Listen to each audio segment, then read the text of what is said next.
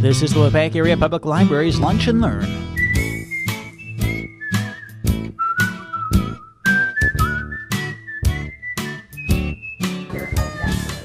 So I hope you're enjoying your lunch. We're really pleased today to have Bettie and Rawley Smith with us. Both of them are good friends of the library. They use our library resources and they help with programs at times. Rawley volunteers upstairs too. And they have the opportunity to travel to Cuba. They spend their winters in Florida, and this was their opportunity to go someplace that not very many people have been recently. And so I asked if they wouldn't mind letting us know a little bit about that country and that visit. So they're here today to tell you about their trip to Cuba. Please welcome Rawley and Bettie Smith.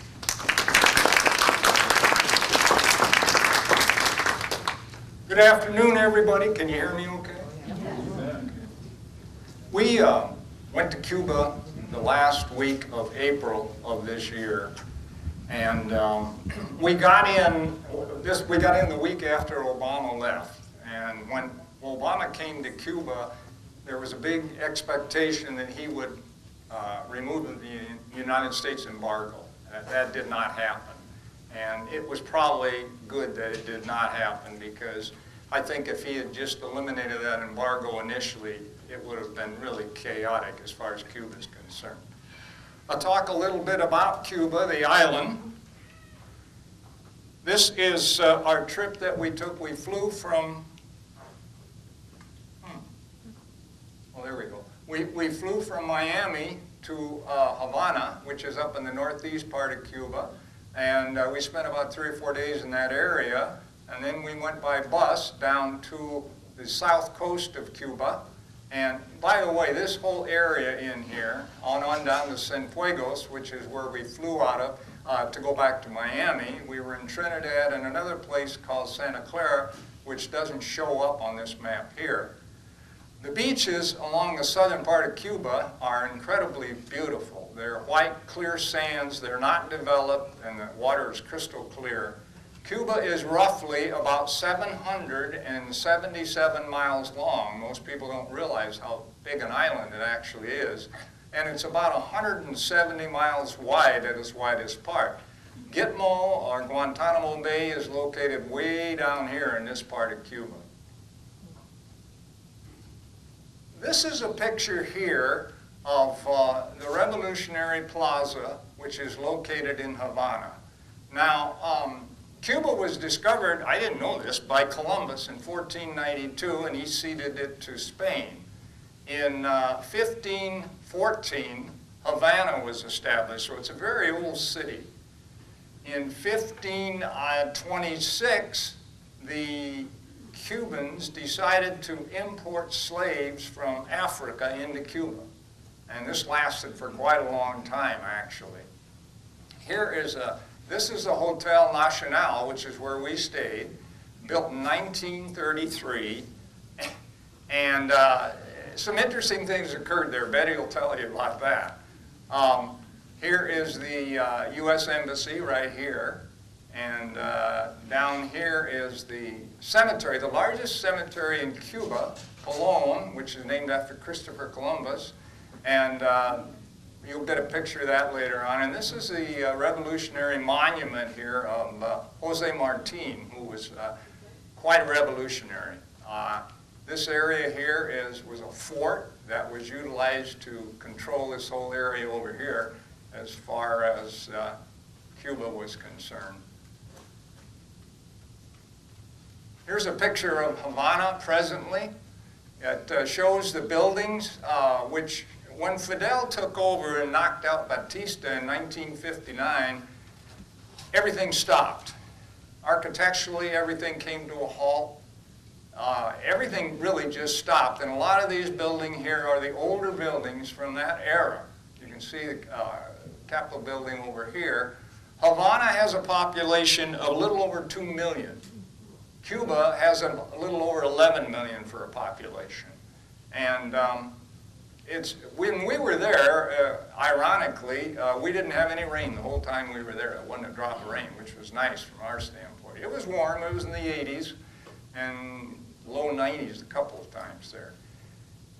We took this from a hill overlooking the Christ Monument statue, which is right here. And this is an amazing, it's hard to get back far enough to take the whole picture, so I was just able to get just a little bit of the picture there. As far as religion is concerned now, they're starting to let up on it a little bit and allowing people to go to churches. But when Fidel was in control of everything, all the churches in Cuba were actually closed. Here's our cars that you know about and you've heard about for so long. The convertibles are the big popular ones, and they use them for taxis. These cars go up until 1960, and because that's when the embargo went into effect. And from then on, there were no American cars allowed into Cuba. And these guys have klutzt around and done all different kinds of things to keep these cars running. And they look really great from a distance, but if you get up close to them, they're not that neat looking. I mean, they haul a lot of tourists in those cars. We were fortunate in that the group we went with, by the way, is called Road Scholar. There was 24 of us. And they kept telling us we'd have a surprise, we'd have a surprise. So one night they brought us down the lobby in the hotel there in Havana, and we walked out the door, and here were 13 of these convertibles all lined up in a row. And we got to ride in one of them when we went to a restaurant that we went to that evening. The word paladar means a privately owned restaurant.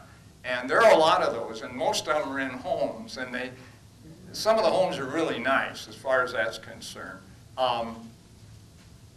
This is the Revolutionary Tower. This thing is 368 feet high. It's on the Revolutionary Plaza where I showed you on the map back there. It honors Jose Martin. Now, he was a revolutionary, and at the age of 16, he had written some articles, and he was put into jail, and he was in chains. And the chains kind of bothered him the rest of his life, actually. He ended up spearheading the Second Revolution in 1898, and he was killed at that time. But he's one of the early revolutionaries as far as Cuba is concerned. This is a picture of one of the government buildings on the square. Now, these, I'm not sure which one that is. One of the early revolutionary individuals there. This lights up at night, and it's quite an imposing picture to see. Here's another one. I think that's Che Guevara there. And again, that shows that it's interesting. People ask us about, police and that type of thing, and we really didn't see very much of that. There were some, but there weren't very many as far as these buildings are all guarded by armed soldiers. But generally speaking, we didn't see much of that, and they said, well, you better take a sidearm with you, and I said, come on. Where we were, we didn't feel threatened at all. There was nothing there that indicated that. I'm not saying there aren't areas in Cuba where that might be true, but what happened when Fidel knocked out Batista, he confiscated all weapons. So nobody had any weapons, supposedly. I'm sure there's probably weapon piles somewhere, but we did not see that. We did not see the army. One time we were in an airport, we saw some MiGs down at the end down there, but that was basically about it. This is a typical thing in old Havana where you have no washers and dryers, and they hang out there every day to dry because they don't have that type of thing. Here is an interesting picture.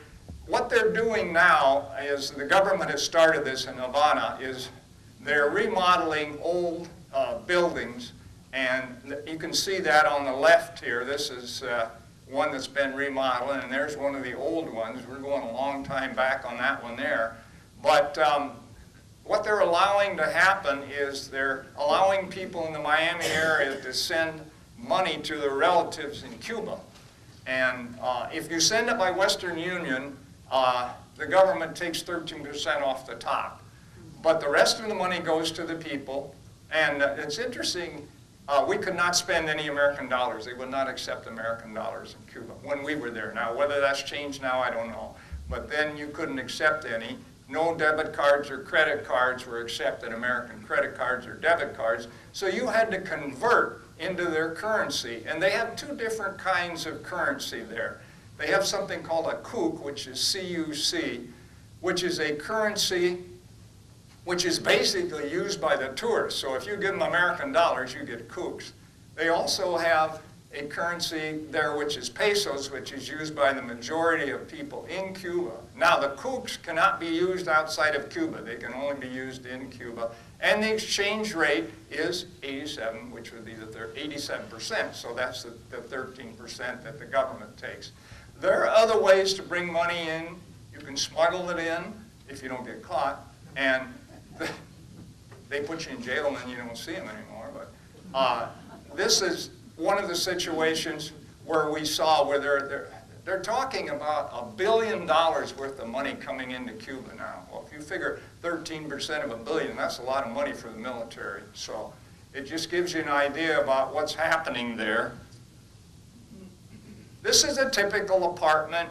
You can tell here, you can see the wires are typical third world country. If you've been in third world countries, you see this all over the place. The plaster's peeling off here. Iron bars. Now that's a big deal. Everybody has iron bars in the big city like Cuba, mainly for security, I think. Yeah, sidewalks. Interesting.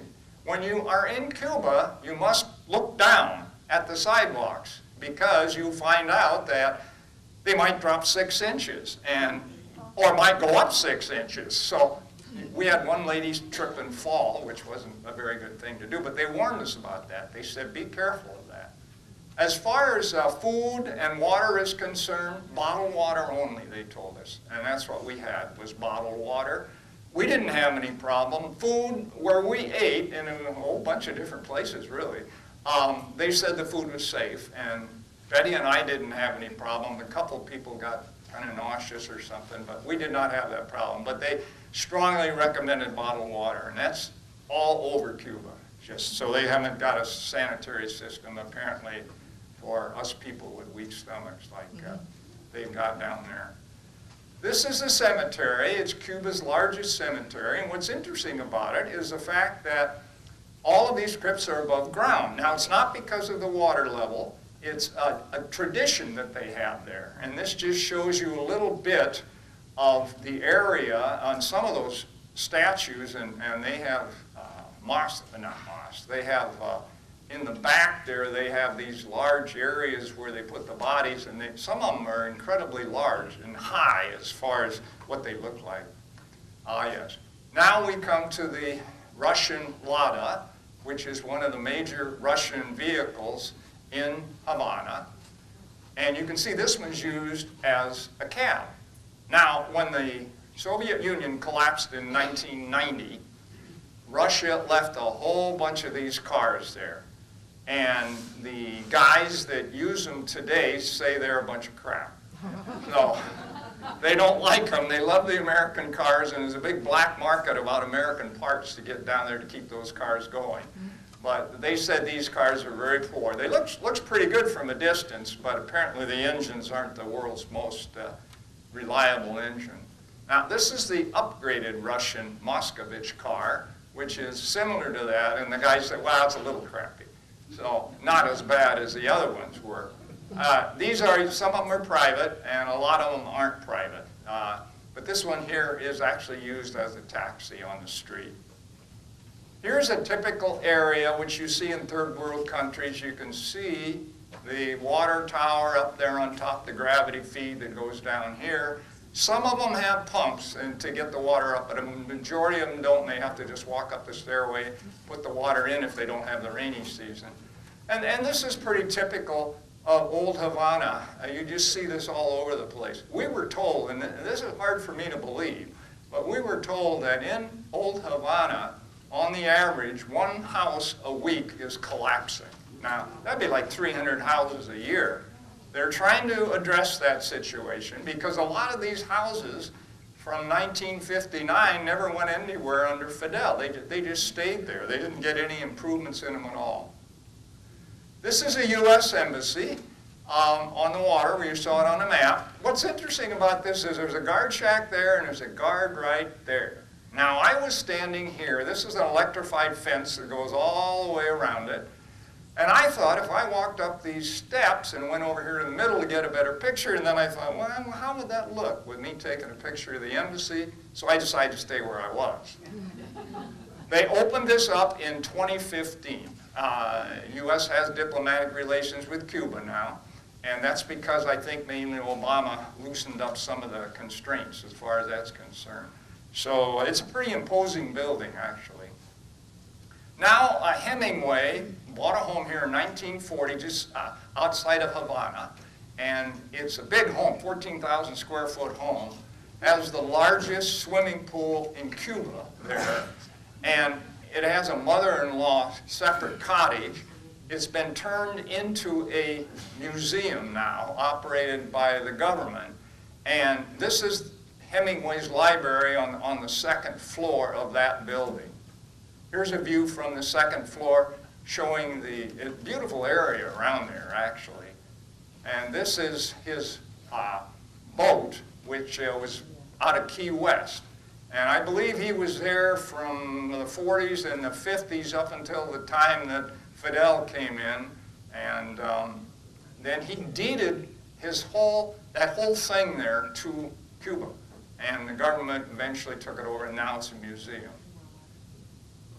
This is sugarcane here, and what's interesting about this is that the embargo of 1960 exempt three different things. They exempted food, they exempted medical supplies, and they exempted agricultural equipment.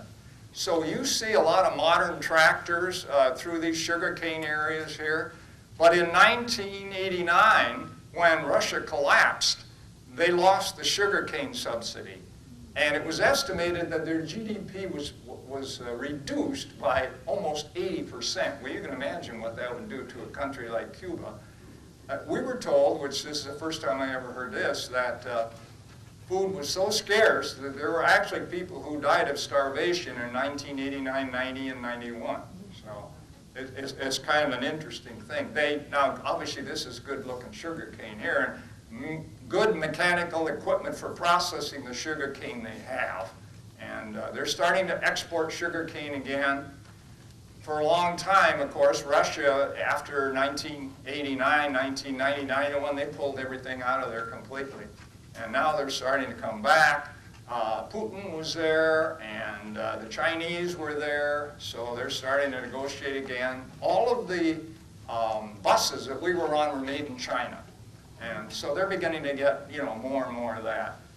As far as, this is a mango tree here, and they have mango plantations, which they export, and mangoes are exported from there. And another thing they're starting to do is they're starting to use ecological ways to grow crops for themselves, so because importing food into Cuba is not cheap. So they're trying to be self-sustainable in some of these areas, and they're growing vegetables and things like that now. This is a Bay of Pigs. It looks beautiful. 1961, it wasn't so beautiful. That's when the U.S.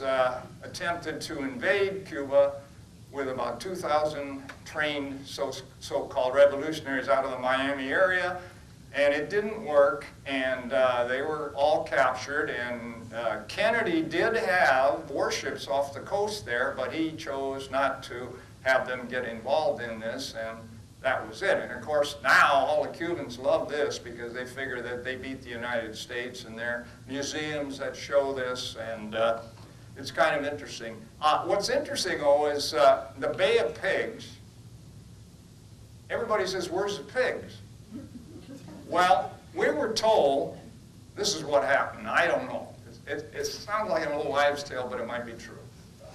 That the word pigs, in this area here, they have a slender, narrow fish called triggerfish. And the Spanish word for triggerfish and the Spanish word for pigs are very similar. And the translator got goofed up when he translated into English, and he translated the word for pigs instead of the word for triggerfish. So theoretically, that's how that happened. I don't know if that's true or not, but that's what they said, and a lot of people believe it. So Now here's the museum that I was telling you about, and there's an American B-26 plane that was shot down, and they've got all kinds of good stuff all around here lauding the fact that they were able to defeat the revolutionaries that landed on the shore. This is a AAA anti-aircraft gun. This is a Batista tank that was captured, and I'll talk about that in a minute. Here's a Russian MiG. And this is an ICBM. This is one of the actual ICBMs that they had there that Kennedy and Khrushchev got together and negotiated. So during the Cuban Missile Crisis in 1962, and that's a big one. Those are, you can't believe how big that thing is. What happened is interesting, is a lot of the Cubans believed that Fidel was the one that saved basically us going to war with the Russians, and as far as I can determine that is not true, but what they did do was they negotiated they said, you remove those missiles out of Cuba and we'll remove our missiles out of Turkey, and that actually did happen, but they still think Fidel was really involved in that, and it doesn't sound like it to me. Here's a picture in Trinidad, one of the cities we visited. You can see the cobblestone streets down there. Now that part of the sidewalk's pretty darn good there. This was an entrance, again, the steel bars. They have those all over the place for security, I guess. That's the main reason. And the next picture, this is interesting to me. This is a 16th century ceiling of that apartment. And I cannot believe that as humid and muggy and sultry as it is in Cuba, that ceiling has lasted that long. But that's what they told us. So it's an interesting ceiling too, if you look at it. Here's a picture of Trinidad with a street, with the cobblestone streets. There are no cars in this area here. There's a church, and this church was just recently opened. Now here, this is in Santa Clara, and this is, you see the bullet holes there, still in the walls there of that building. Interesting place, Santa Clara. Back in 1955, Che Guevara, whose picture is right on that thing there, was a revolutionary guy, and he met with Fidel and Raul in Mexico. And they planned how they were going to get back into Cuba, and they landed in Cuba in 1955, and they went into the mountains, and there Fidel recruited 9,000 over a period of years until they had the actual revolution, which was in 1959. Now, this guy Che, in my opinion, was a terrorist, but they really think a lot of that guy down there in Cuba. He's really worshipped. After the invasion, when they had captured a lot of Batista's army and they had a lot of executions, he was in charge of executing a lot of these people. And he was the number 3 man with Fidel, Raul, and Che. And he stayed with them about 3 years after the revolution, and then he left Cuba and he went to South America because he wanted to bring down a couple of other countries down there, and he got involved in Bolivia. Well, in Bolivia, they didn't like him at all, and they were able to ambush him and kill him and all the guys that were with him, which were about 70 or 80 guys. Now, they have a memorial with an eternal flame in it, like Kennedy has, for this guy, Che Guevara. And it's a brand new one. It's just opened up. They have a museum there. It shows supposedly where he was buried and that type of thing. But it's interesting to see it anyhow. Now, this is what you see once you get out of the big cities. This is a tourist run here, but all the farms have horses and wagons, carriages they call them, and most of them are all rubber tired too. You don't see mechanized equipment in these farms. I saw them plowing with a horse, and they had the plow right behind the horse in the field. You just don't see tractors anywhere except with the sugar canes. This is just, you know, one of those situations where they haven't been able to get any vehicles in there, and the people are so poor they can't do much about it. And I'll bring up a little bit about the wages. In Cuba, they say it's 99% and 1%. And the 99%, the wages are set by the state, actually. And doctors make just exactly, cab drivers make the same amount as doctors do.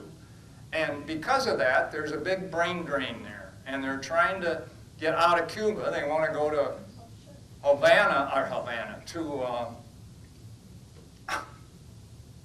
the United States so that they can make more money. Well, there was a treaty that was done in 1994 between the United States and Cuba. And what happened was, I'm not sure, was it Carter or Clinton was in there? Anyhow, he made an agreement with the Cuban government that if they would stop sending the refugees in the United States, we would allow 20,000 Cubans a year, and that's still in existence today. Well, when we were down there, we were talking to a guy, and he said this last year, 70-some thousand people applied for visas to come into the United States. Well, they could only get 20,000 people there. So what they found out was we didn't have any treaty with Venezuela. So a bunch of these Sharpies would go into Venezuela and then get a treaty to come in the United States. So they were kind of, booking the system a little bit there in order to do that. However, it's very hard for professionals, teachers, scientists, doctors, to get out of Cuba because they make them sign so many different forms and they have to go through investigation because they don't want to lose them and they know they're losing them. So that's an area that is still really contentious today. Another thing that I found out, which is interesting, is that when we went there in the last week of April, they were negotiating with Carnival Lines to bring in cruise ships. And just after we left, they brought the first cruise ship into Havana. Now, they were estimating that for a year, there'd be about 100,000 people coming in on those cruise ships into Havana. The infrastructure will not support that. But since they're shopping during the day, they can stay on the ships, and they figure that way that they can do it. As far as airline flights are concerned, when we went there, you had to have a charter to get in. There were no direct flights. Now I understand there are direct flights into Havana, into Havana and Cienfuegos also, both places today, which is a little bit different than when we were there. As far as relaxing standards are concerned, in 2012, they allowed you to buy and sell automobiles. That was legally. That was the first time they ever did that. Then 2013 came along, and you could buy and sell real estate. And so these things are slowly changing. One interesting thing is that you can buy an apartment, and the common area, the hallway and the steps, are still owned by the government. Now, if you go down the steps, you better be careful in looking at the railing because it might just end halfway down. So you have to be very careful of those common areas. I don't know why they haven't got a higher priority on that, but they haven't yet.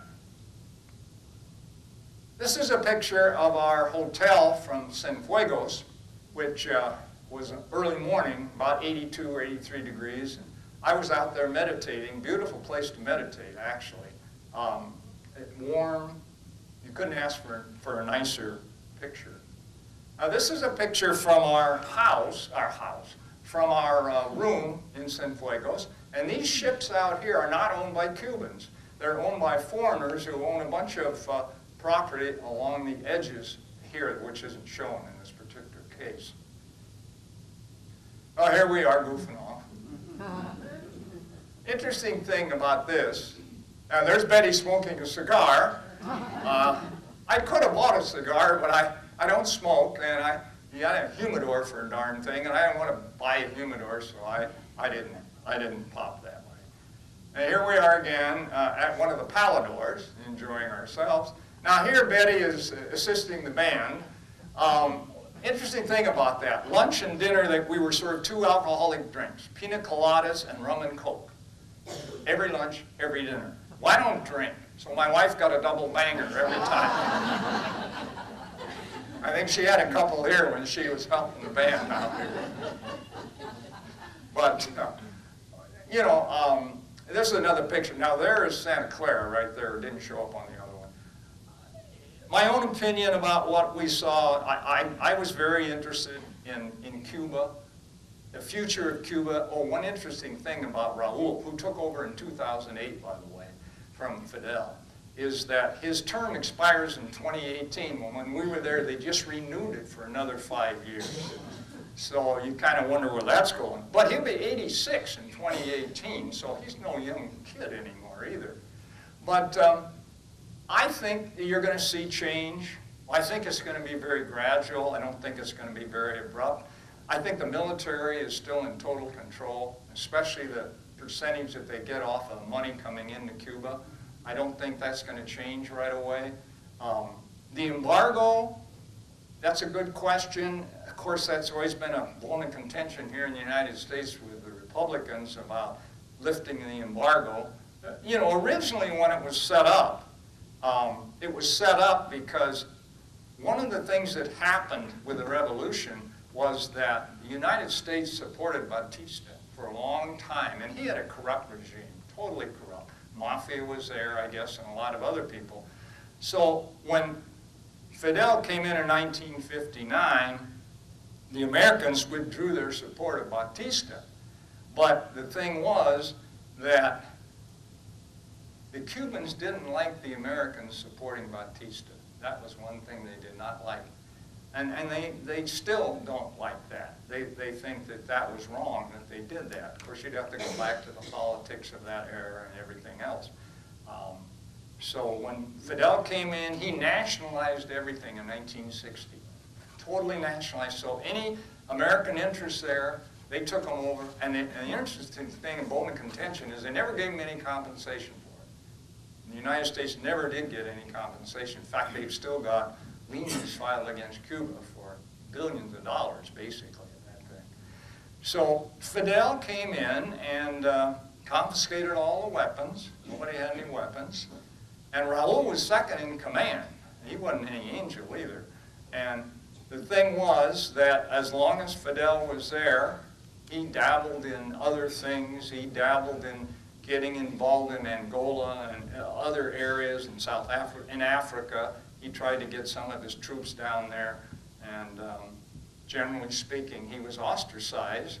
And of course, then the Russian collapse really made a big dent as far as Cuba was concerned.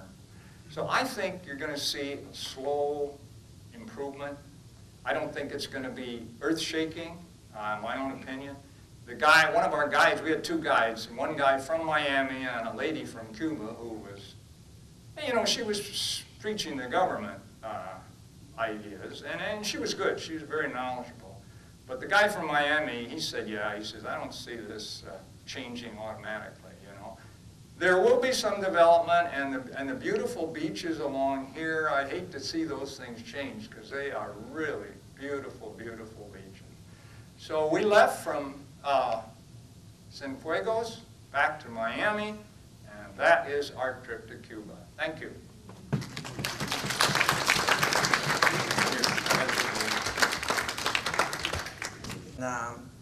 Ephesus. They really try to make it so educational, and a lot of the people there are not just people who want to lay in the sun for days and they don't know where they are. And often when we are listening, we'll have people kind of gather around that they don't know where they are, you know, they don't know what's happening and they want to know what's happening. So anyway, we enjoy that. Now I have all of these catalogs have come to our house since May. So you can imagine. These are the, and okay, like this is international. There's programs for grandparents and their children, and there's just, they are a huge organization. You can sign up on your computer, you pay on your computer, they keep track of you. If you need things, visas, they take care of all of that. So we traveled from our place in Florida, our RV park, down to Alligator Alley. This is on the Gulf. Across Alligator Alley to Miami. Before we got into the hotel, and then we joined another little tour of Miami. So we saw Miami. A lot of the Cubans that had come there have their own little group, and these men were playing cards, and it was an interesting experience. The professionals that came in '59 had all of their property confiscated, so they were real kind of sad about all that. But we then the next day, we all met, had a box lunch, got into the airport, flew across 45 minutes to get to Havana. We landed in Havana. We met our guide there. We had we had two guides, our American guide and our Cuban guide. And they took such good care of us. And we saw, we started touring right away. And that afternoon, after lunch, we went to our hotel. This hotel was built in the 1930s, and all the infrastructure is from 1930, so that was fine. It was beautiful, and 10 huge grandfather clocks in the lobby, huge hotel, I think 5 stories high. So we go to our room, and we put in the card, and put it in. This is not working. Okay, call maintenance. So we called maintenance. And guy comes up with his little, case that he has all his tools, and he fixes it. We're fine. Okay, goodbye. So I thought, okay, I'll take a shower. So I walked into the bathroom, and here's this big bathroom with tile floors, and so I turn on the water, and it comes out from a high flexible hose. And so I'm kind of like getting it arranged so it'll fall right in the right place after I get into the tub. Well, I'm fiddling with it and let it go, and it falls right into the tub and breaks. Oh wait, before it falls into the tub, I'm fiddling, and it goes all over the bathroom, like that much water. I don't tell Rawley that, but there's a little flooding here, but I don't think it leaked down into the people below us. But anyway, then the flexible hose broke, and call maintenance. So we called maintenance. The man comes up, and he's not fixing the flexible hose. He goes to another room and confiscates another hose. So those poor people I don't know what they're going to have to do, take baths maybe. But the bathtub was very high, hard to get in and out of. And so anyway, while he was working, this maid comes in. She's a little girl. She's like 21. She's standing there, and she has to stand there while the maintenance man is in the room. And I'm sitting on the bed, and I said, sit down and tell me about yourself. And I'm thinking, we got to Cuba because they were pushing the program of people to people. They wanted you to enter in with conversations, know these people. So I said, sit down and tell me about yourself. So how long have you been working here? A month. Okay, and then she started on her own to tell me, practicing her English. Now in a lot of third countries, the people, they want to practice their English, because that's how you get the good jobs, if you can speak the English. So she told me, okay, she was 21, she had worked there a month, she had a baby, 9 months, she lived with her mom and dad, her husband worked at a grocery store, and she just went on and on and on, and then the maintenance man was through in the bathroom, so she went, but I thought, okay, people to people, here I come. So that gave me more ammunition to meet the people. Another one of our encounters was we all got on a bus and went to a house. They called it a library. Well, this woman came in, and she was from New York, and she explained, she has this house, she called it a library, but it was more like a hangout for people who were cooking, practicing their English, playing guitars, writing poems, writing books. It was like a wonderful place to come. We should have more of those around here. But then we divided into groups, and we sat in a cluster around. I sat next to a young woman who came in from the country side. She rode 3 buses to get in there to just be a part of this little program. Some groups went to the author, some groups went to the poet. So that was kind of a fun thing. Now in Havana, we were eating outside, and across the way was this nice black man who was all kind of dressed up and smoking his cigars, and you could have your picture taken with him for a few coins. And so I went over there and did that, and I just enjoyed that. And he was just so nice. He had a little thing for me to sit on. Instead of sitting on the stones, I sat on a little carpet there, and so they were taking my pictures for that. Then some of our group walked down the way, and here was a band playing with instruments, and one gal said to me, "I don't want to do this, I'm going to shop." I said, "Oh, I'll shop with you." So we went down this alley, and we went into a small musical place. They didn't have much for sale, actually, but they did have a lot of musical things. Noisemakers, what happened there? Oh, something fell out. Okay. And I thought, oh, this would be great for my grandchildren. And so we started to, I'll get this, I'll get that. They could come and drive their grandpa nuts with the noises. So pretty soon, I learned how to bundle in Florida when we would go garage sailing.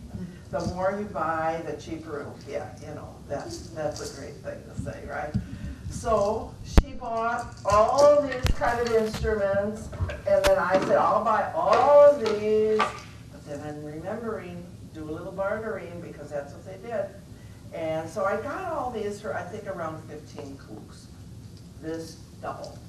And I thought we did a really good job. So we went back to our group that was listening to the band, and I was feeling pretty good about what I had just done. So I walked up to the band, they were playing, and I played right along with them. I was having the best time of my life. I was really grooving. It seemed like I was up there a long time, though. How do I get back? So my husband, I saw him going like this. I came back to the group. Anyway, Bay of Pigs. In the Bay of Pigs, I went swimming. I was the only one in our group that went. They all went down to the Bay of Pigs, and they watched me. I was out there floating around and doing things. They were all watching me. And I got back on the bus after I changed my clothes, and the Smith, "Oh, I envy you." Envy me? Come on, it was free for everybody, Bay of Pigs. Hemingway's house I really enjoyed, because I thought of The Old Man and the Sea, and that boat that you saw in the slides.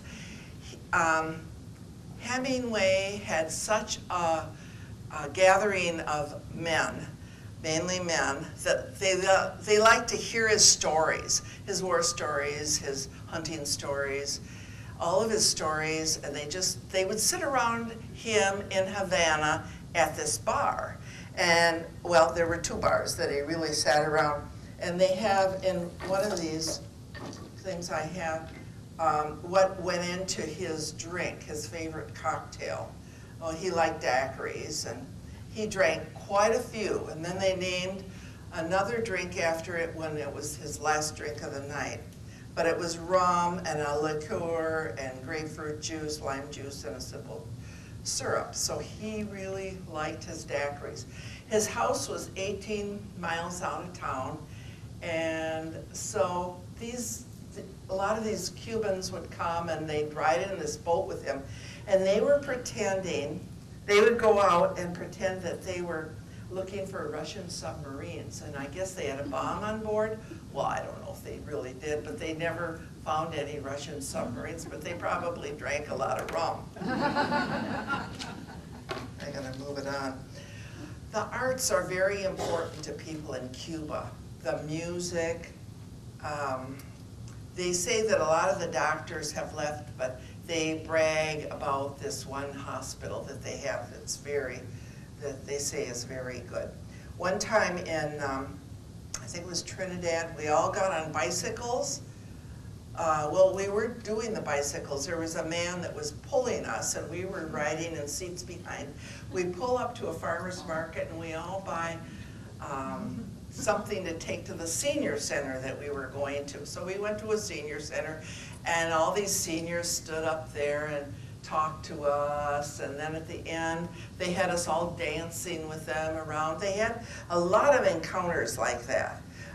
In fact, in this book I have, we went to another place, and these children were dancing in front of us, and at the end of their program, they all pulled somebody out of the audience, and we did a Congo line, so you just felt good about it all. We ran into some musicians at the B&B. She had been in a car accident, she broke her leg, and they were selling tapes of their music, which I bought. And to wind it all up, I really felt good about going to Cuba. I just felt so good. At the airport going back, I went over to a young boy at the window, and I started to talk to him. He said, I'm going to Miami, I'm going to meet my uncle, I'm going to learn technology and all this and that. And I was thinking, oh boy, you're going alone to Miami, and then I'm turning, and then there's two people waving at me like this. That was his parents, and they were going with him. I was glad about that. And so then he said, I thank you for having me practice my English. And I said, oh, no problem there. And I went to the men and in our group, and I said, this is so-and-so, and he's practicing his English. And we got on the plane, and we got home. We left our car at the hotel, and we jumped in our car, went back over Alligator Alley. We got home, it was still light out. And we just had a kind of a glow about this trip. Okay, I'm gonna end this talk. Are there any questions? Either I'll answer or my husband will answer. Yes? How long were you over there? 9 days, wasn't it? 9 9 days? 9 days total. Yeah. Yeah, 9 days, yes. When you exchanged your money, did you do it in Miami or did you do it We in could do it Havana? right at the hotel. Oh, so you could take American dollars with you? Yes. Yeah, just you had to can take them explain in. it. Yes, Oh, right. Yeah, you can take them. Okay, any other question? Yes? Do you feel the politics in Florida about the Cuban people who are for Castro or against him? Well, I heard something when I was on that little tour, that when Castro dies, they'll have a big party. That's what I heard. So, you know, some are for him, probably some are Oh, against yeah, him. yeah. Oh, I didn't talk about this guy though. A few words. When I was buying this, That's Shay. my husband Right. said, why are you buying that? He's a terrorist. I said, he's also a freedom fighter. Yeah, hero.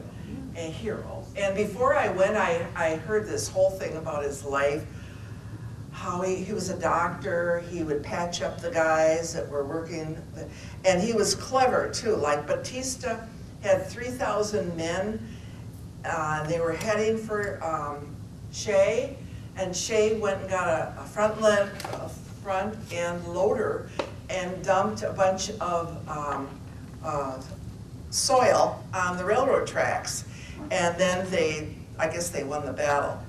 Che had 300 people, and Batista had 3,000 people. So anyway, he then worked with, Castro really liked him because he really helped get rid of Batista. So anyway, this is the first time I've used it, but Yeah.